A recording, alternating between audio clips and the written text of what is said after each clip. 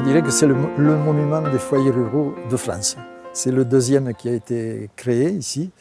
Et c'est sous l'égide d'un jeune député, Tanguy Prigent, qui a créé la Fédération des foyers ruraux, en 1945. Et dès 1949, celui-là a été inauguré. Et c'est le plus grand, peut-être le plus grand de France. C'était une crainte au départ, parce qu'on disait ce maire, M. Calvet, doit être un peu fou de faire un monument pareil, ça va ruiner la commune. Mais en réalité, il a eu raison, puisque ça a perduré. Et c'était la maison des associations de Saint-Paul qui existaient un peu disparates, qui se sont regroupées là. Et ça s'est fait sous forme d'une coopérative, avec des adhérents qui payaient une cotisation au départ. Oui, beaucoup de choses, parce qu'il y a eu beaucoup de réunions, des concerts, le cinéma, régulièrement. Les adhérents des foyers ruraux, c'était les associations. Hein. Il y a eu des adhérents à la construction, puisque c'est une coopérative, donc il fallait payer une quote-part. Et puis après, c'est les associations qui venaient là, c'est pas des adhérents. Il y a les chasseurs, les pêcheurs, le comité des fêtes, tout ce qui peut faire la vie d'un village, quoi, qui se réunissait ici, parce qu'il y a des salles de réunion à l'étage aussi. Une autre salle à côté, qui est la salle des fêtes, quoi, disons. Ici, c'est spécialement spectacle. Cette fresque, elle a une petite histoire, parce que c'était un groupe d'ados qui faisait des animations, qui étaient encadrés, là. Et le peintre local le plus célèbre, Georges-André Grouillet, leur a fait une maquette qu'il devait reproduire, une petite maquette sur la pétanque à Saint-Paul. Lui, il est présent, là, c'est l'homme à la casquette, là, c'est sa silhouette. Et donc ces gamins ont monté un échafaudage, et il y en a un ou deux qui ont refait son dessin à lui. C'est pour ça qu'il a une apparence un peu naïve. C'est un dessin naïf. Mais donc c'est représentatif un peu de toutes les animations qu'il pouvait y avoir par là. C'est une petite place comme il y en a tant à Saint-Paul, mais celle-là me tient particulièrement à cœur puisque c'est la mienne et j'habite à côté. Cette place, c'est la place de la Rode. La Rode parce qu'autrefois, les gens habitaient ici et avaient placé une roue sur un mur, et pour qualifier vraiment la place et ne pas se tromper, on disait la Rode. Donc c'est R-O-D-E, comme la Rode, c'est en occitan. Au tournant de cette rue, il y avait un abreuvoir qu'on appelait la Piale. Donc les animaux venaient boire, et en plus de cela, les gens qui allaient au cimetière prenaient l'eau pour arroser leurs plantes. Voilà. Maintenant, tous les arbres ont disparu. C'est devenu un parking. Et voilà. Sinon, c'était très très sympathique, parce que même quand c'était l'époque de la récolte des haricots, on mettait sur un bourras, c'est-à-dire un grand c'était des sacs, et on mettait les haricots dessus, on les faisait sécher, puis on venait les battre. C'était je sais pas, c'était quelque chose de merveilleux. On étendait aussi son linge, il y avait une vie, et puis là maintenant, tout est calme, voilà. C'est maintenant cette place, elle sert pour les condoléances des gens qui vont malheureusement au cimetière, puisque c'est la rue du cimetière qui a toujours été comme ça, quoi. Voilà, moi à part ça, je trouve elle est très très agréable. J'essaye de surveiller, de faire attention. Je suis la seule à rester de Saint-Paul. Après, toutes les maisons sont vendues, malheureusement. Les jeunes ne restent pas. Et c'est les personnes du troisième âge qui viennent ici à cause du climat. Voilà. Et puis, bon, il faut dire que les maisons sont attractives aussi. C'est-à-dire qu'il y avait des clans. C'était surtout avec les jeunes. Il y avait ceux de la Rode, ceux du Pey, ceux du Plagnol. Tout était quand même différent. On s'entendait, mais on avait quand même le label, quoi.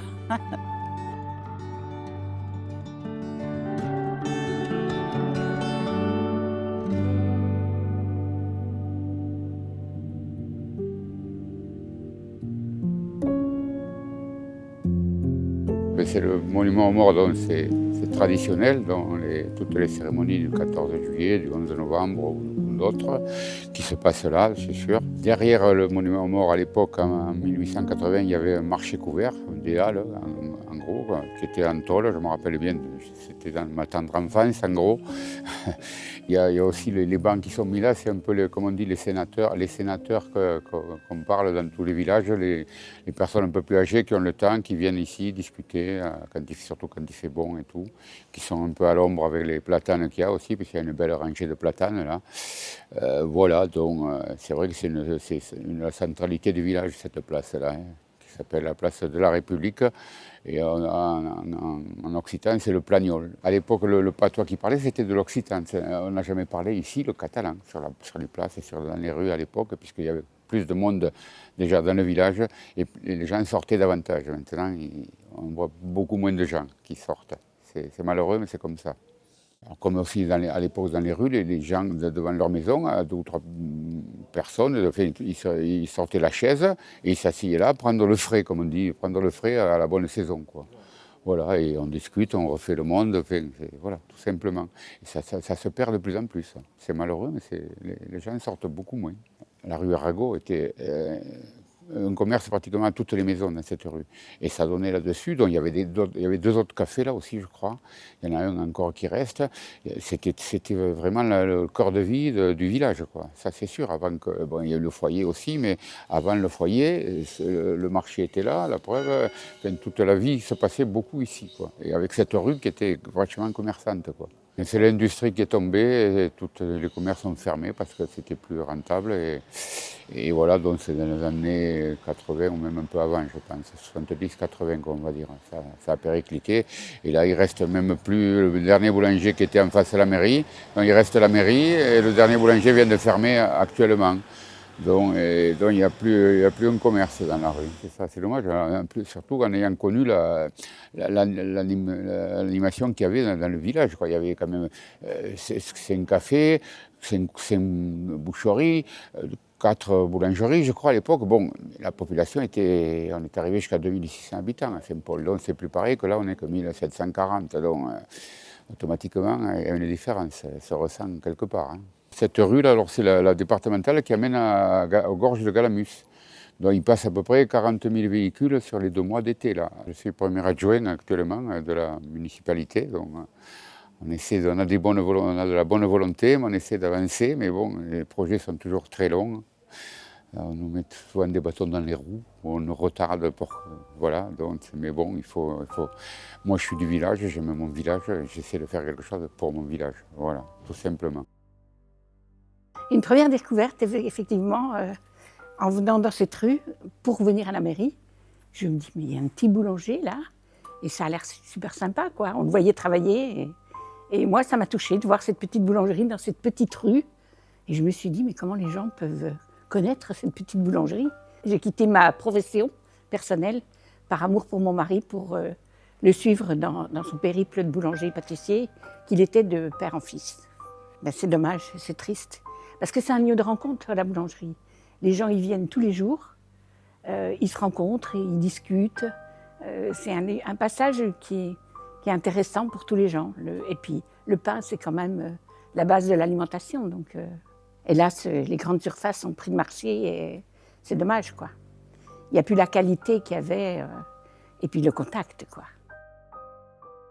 Depuis les années 60, je suis toujours venue à Saint-Paul pour faire les courses. Et ici, on avait une rue commerçante, mais c'était l'enfer, quoi. Avec mon grand-père, on passait par la montagne, on descendait à Saint-Paul faire les courses. Et là, maintenant, c'est le grand désert. Et il y avait bijoutiers, il y avait tout, photographes, quincaillerie, tout y était. On faisait toutes nos courses dans cette rue. Alors quand je la vois maintenant déserte comme ça, c'est vraiment désolant, quoi. Moi, je sais que mon grand-père aimait bien la bijouterie parce qu'il allait faire réparer ses montres. Et puis il y avait un petit épicier là que je connaissais très bien. On s'arrangeait pour venir le samedi parce que là c'était le jour le plus commerçant, quoi, où il y avait le plus de gens. Et puis comme ça on rencontrait des connaissances à droite, à gauche, on discutait, on passait un temps extraordinaire là. Voilà, et puis petit à petit ça s'est déserté et maintenant c'est triste.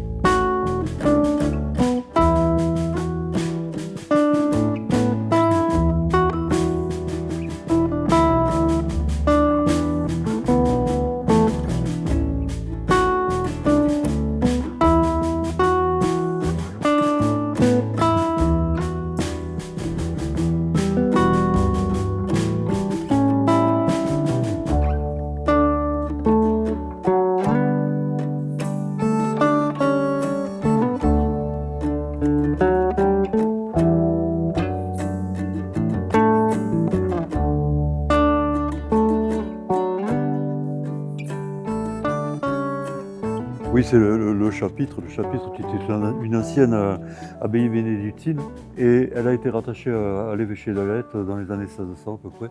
Hein, donc l'évêché d'Alette, dont on dépendait, en avait fait sa résidence d'été. En gros, c'est ça. Donc l'évêque d'Alette était Nicolas Pavillon, venait ici. Là, on est dans la partie religieuse, la partie chapelle, mais à côté, sur la place arrière, il y avait un cloître et les résidences pour les ecclésiastiques. Et il se trouve qu'à la Révolution en 1789, bien entendu, comme tous les biens communaux, enfin les biens religieux ont été repris par les particuliers et ça avait été vendu. Donc ça a été vendu et saccagé, bien entendu. Quand on regarde les stucs qui sont encore existants sur les murs, on s'aperçoit que les nez sont coupés, les mains sont coupées. C'était un signe anticlérical en définitive. Hein. La commune en 1985 a voulu racheter ce bâtiment, qui était habité à cette époque-là par une artiste peintre, une artiste musicienne, hein, et qui avait vendu, mais qui avait demandé à en garder la jouissance jusqu'à sa mort. Elle est décédée en 87, donc la commune a vraiment repris en 87, et en 89, le bâtiment, cette partie du bâtiment a été classée monument historique. Le bâtiment est classé monument historique, mais pas la cour. La cour qui était l'ancien cimetière des curés, en définitive des prêtres, n'a pas été classée, elle est simplement inscrite. Donc, monument historique ici en 89. Et la municipalité d'alors a voulu faire revivre ce bâtiment. Et c'est pour ça que dans une partie, la partie qui était habitée par cette dame, on a réinstallé l'ancien musée. Et là, cette partie chapelle, à l'heure actuelle, elle sert de salle de conférence, salle de spectacle, enfin bref, de lieu d'exposition, puisqu'il y a des expositions de peinture, il y a plein de choses. C'est un bâtiment qui vit. Alors l'avenir de ce bâtiment, il est tout simple, c'est que il va être reconstitué dans son entier.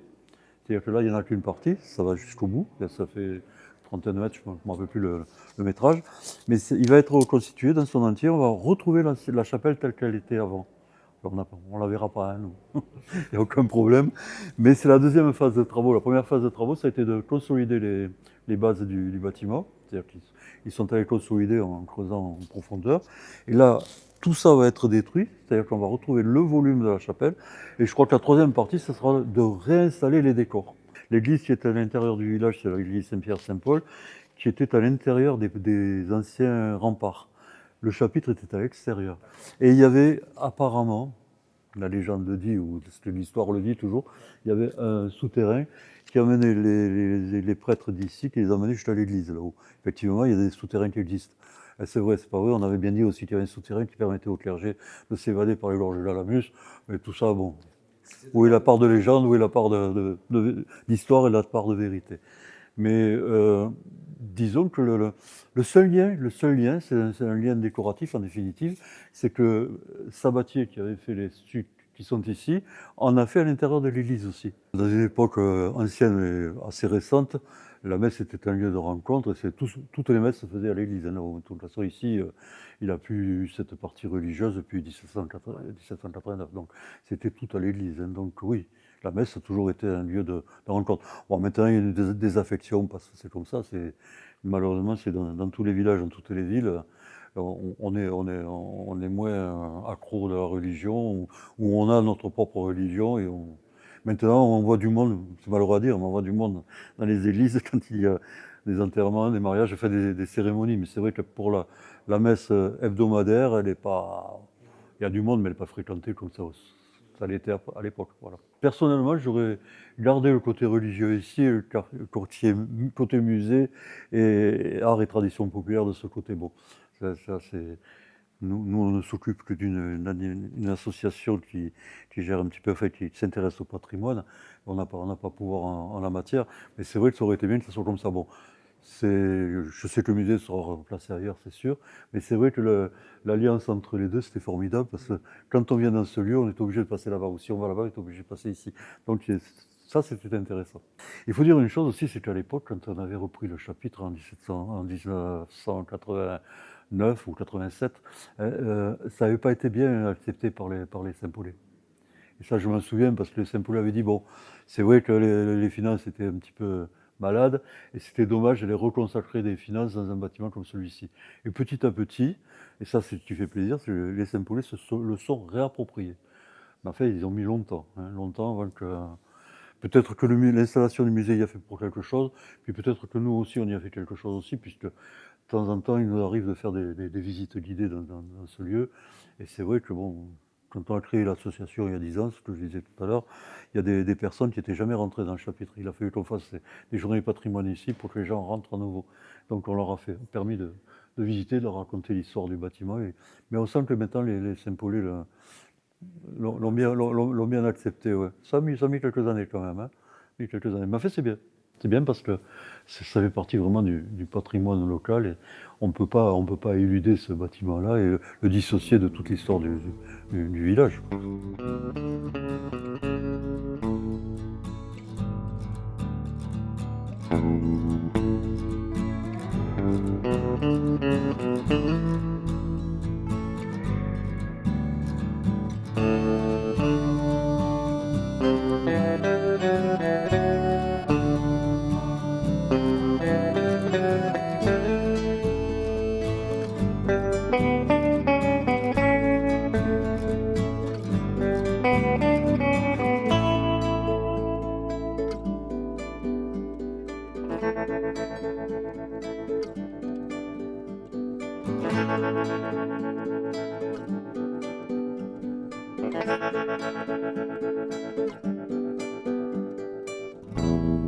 Ce lieu s'appelle le Camí d'Azor, en fait c'est une partie du village, c'est les jardins vivriers, où les gens à l'époque, mais encore ça perdure un petit peu moins, où les gens font leurs légumes. Alors certains ont aussi un petit poulailler, donc voilà.